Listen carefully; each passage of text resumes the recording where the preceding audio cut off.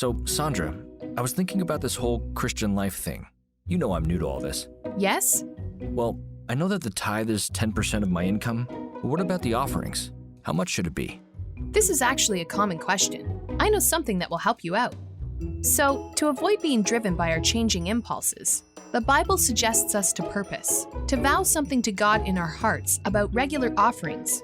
But how should this vow be? I mean, should I just vow an amount to be given regularly? Well, I would suggest that you consider at least 4 aspects.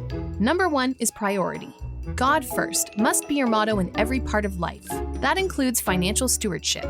Jesus tells us to seek first the kingdom of God and his righteousness. And God also promises to provide for those who give the first fruits of all, their increase, before any other expense are met. It's a matter of faith.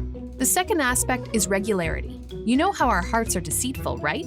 So the regularity of the offering should not be determined by the calendar, the desires of the heart, calls from the pulpit, or sympathy for a missionary project or a worker. Instead, it should be determined by God's initiative to give. So, every time he provides a financial blessing, we must recognize its divine origin by tithing and giving promise from it. Number 3 has to do with a system. The Bible suggests a proportional percentage-based system as a fairer way to give back to God.